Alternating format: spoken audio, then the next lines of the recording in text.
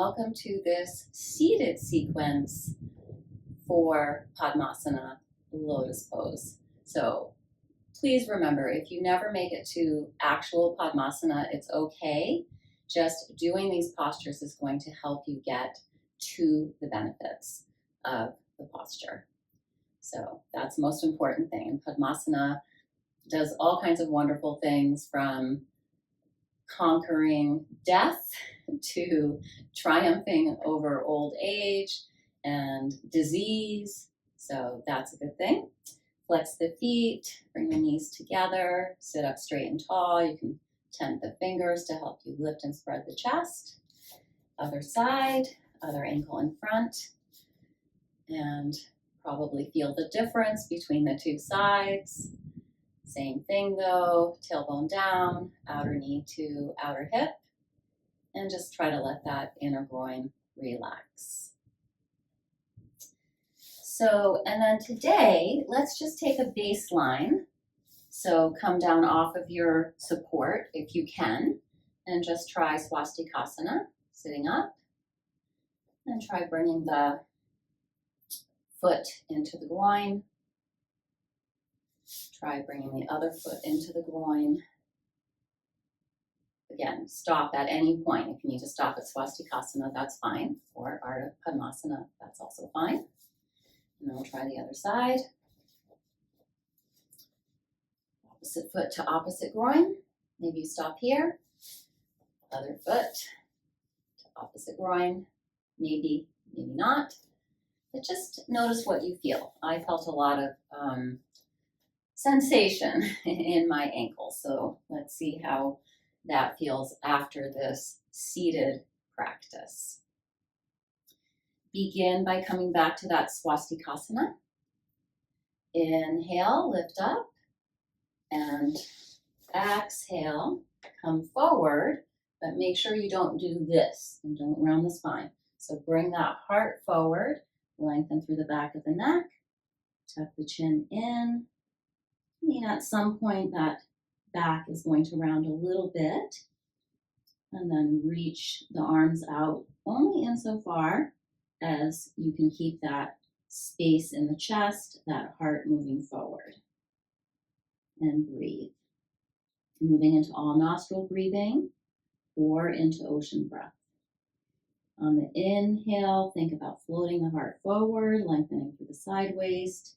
On the exhale, flex the feet, press them down, let the sit bones drop, take the tailbone back. And you can certainly do that for longer, but I'm going to rock back.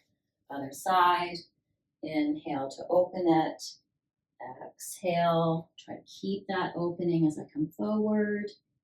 Again, arms can be out in front of you, but make sure you're pulling the heart forward, lengthening through the side waist, and not letting the shoulders come up towards the ears.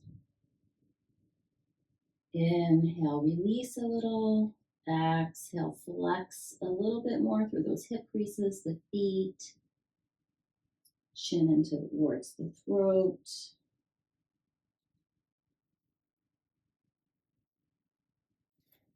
And then inhale to come up and out. And now we'll come into Baddha Konasana. Soles of the feet together, tent the fingers behind you. Try not to get your hands involved with your feet here.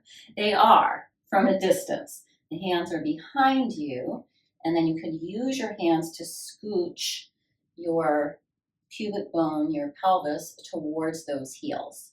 And rather than trying to get the knees down, think more about how much can I lift up out of the pelvis, and then how much can I pull the outer knee to the outer hip in.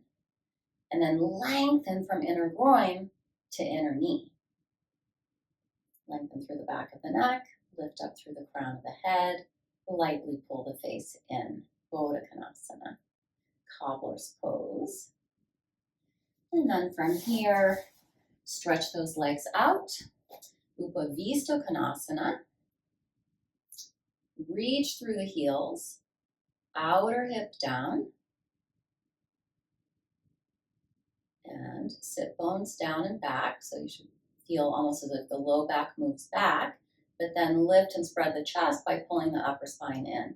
And again, I'm using my hands without touching my legs to help my legs be here, to help my upper body stay spacious. So pull from the pinky toe to the outer knee to the outer hip, and then reach from the inner groin to the inner knee to the inner heel. Pull those toes towards you, and just make sure those toes are pointing straight up to the sky. Don't lose any space in that front body as you come forward. And maybe this is your Upavista Konasana right here. You can bring the hands in front now, but keep lifting and spreading the chest. Maybe you can bring the hands to the shins. Maybe you'd like some blocks. If you're able, peace fingers around the big toes. And this can really help you to pull that heart forward, lengthen through the side waist. Keep rolling the inner thigh up to the sky, the outer thigh down to the earth. Keep lengthening through the navel, lengthening through the side body, and pulling that armpit chest area out ahead of the shoulders. And maybe the head comes to earth, maybe not, it doesn't matter. We're working on the inner line of the leg here. Inhale to come up and out. Exhale, bring yourself into Tadasana. I'm going to go sideways here so you can really see what's happening. And then take the peace fingers behind the left knee, pull it up as close to you as you can and still maintain that lifted chest and that long spine. Press the right leg down, pull the right toes towards you, and let that left knee open. Again, don't grab the foot. Move yourself towards the foot by taking the hands behind you. So the hands do help, but not by holding onto the foot. Press that right leg down. Turn. It's a little twist here. Pull the left ribs forward, right ribs back. Inhale, left arm up. Exhale, reach to the outside of that right foot. And then maybe you're actually reaching to the outside of the right knee, right shin. Maybe you're using a strap. Whatever you're doing, make sure that you're able to keep that chest wide and lifted. And if you can, get the right hand around the left wrist, behind the foot. Great, because that's going to really help you press that left hip back, which you should try to do no matter what variation you're in, and pull that right chest forward. And then rather than trying to get the head to the shin, think about how long can you get that right leg, reach that right heel away, and how long can you get that front body? Can you really lift from pubis to sternum? And if you can do all that and get your head down, great. Otherwise, it's still great. The most important thing, inhale to come up and out. What's really great in yoga is when you honor your limitations and you don't grip, grasp, strain, and force. Because we do plenty of that in the rest of our lives. We don't need to do that on the mat. So again, other side, Dandasana, peace fingers behind the right knee. Let that right knee fall out. Move the pubis, the pelvis towards the heel. Use those tented fingers behind you to lift and lengthen. And then inhale, right arm up alongside the ear and twist. So bring those right ribs around, left ribs back. Make sure the toes are pointing to the sky, those left toes. And reach from inner groin to inner knee here.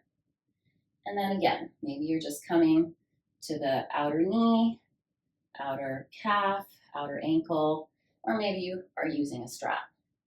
But if you can get around the foot, now it's going to be the left hand holding the right wrist, pull the right ribs down and around, press that right left heel forward, press that right hip back, and come down only insofar as you can keep that front body long, back of the left leg longer. And then when you're ready, come up and release. Always stay longer in the pose if you want. trying to keep these videos to 20 minutes, so that's what we're doing. So we're not going to do a Paschimottanasana because that doesn't really get us to where we need to go as far as Padmasana goes. We're just doing the openers. Now you can come again, second attempt on Janu Sirsasana, one-legged forward fold, or if you're able to get this left foot up into the right groin, left knee down,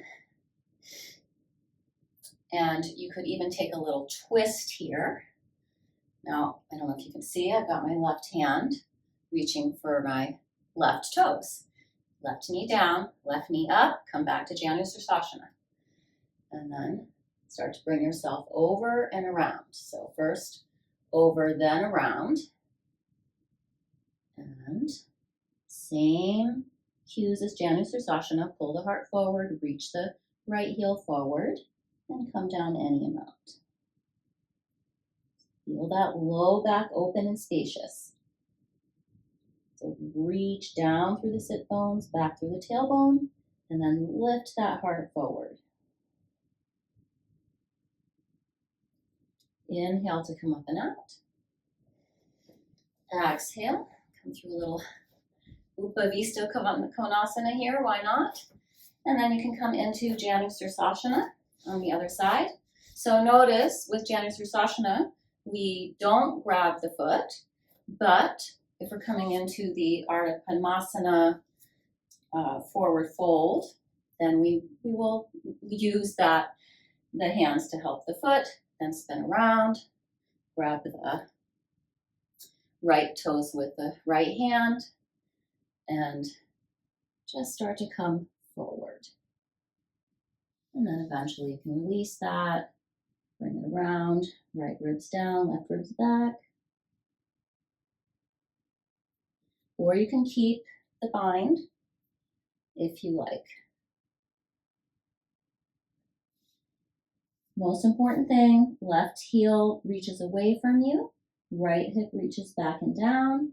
Keep that front body spacious, shoulders moving away from the ears, lengthen through the side bodies, lengthen through the sides of the neck. Inhale to come up and out.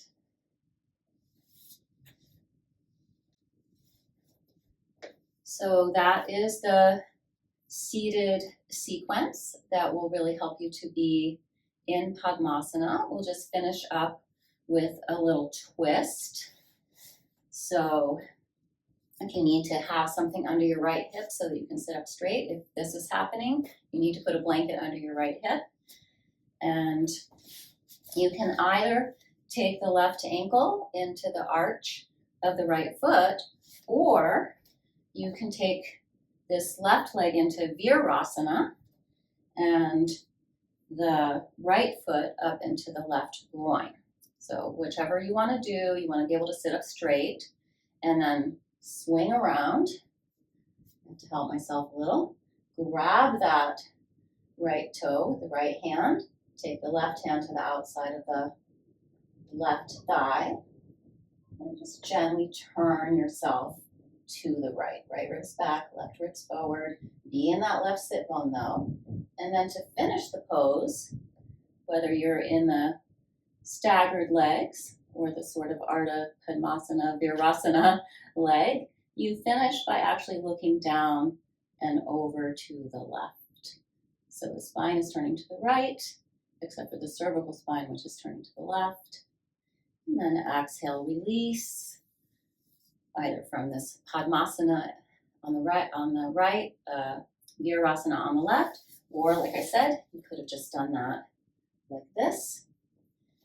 If you have any knee pain there, probably need to just do this. And that's okay. You're still going to get there towards the Padmasana. So again, either we're staggering with right ankle as close as possible into the arch of the left foot. Make sure you can sit up straight. Maybe that right sit bone isn't actually touching the floor, but you want to have the feeling it's dropping towards the floor. And then twist, or take that right foot up into the left groin. So again, I am using my hand to put my foot in the groin. when we do that I'm trying to not force or strain in any way. Virasana in the right leg, Padmasana in the left, and spin.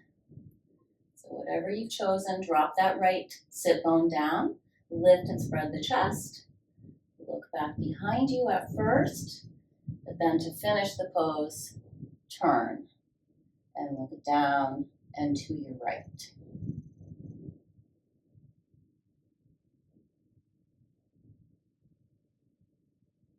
Ocean breath, or at least all nostril breathing. And then exhale to release. And let's come into Swastikasana. And then we'll try the Ardha Padmasana. Just one foot into the groin, maybe full Padmasana. Of course, remember full Padmasana, if you saw the tutorial, you're also going to work with the arms behind, but right now I'm just working on that with the one-legged forward fold. And then uncross, uncross. Other ankle in front. First to Swastikasana. Feel free to just stay here practicing this. Or Ardha Padmasana. Or full Padmasana.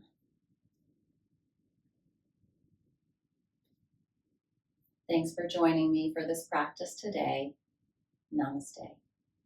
My name is Regina Trailweaver. I help people create lasting lifestyle change for holistic health based on the sciences of yoga for awareness, Ayurveda for acceptance, and psychology for alignment. Namaste. Om, Om, Om.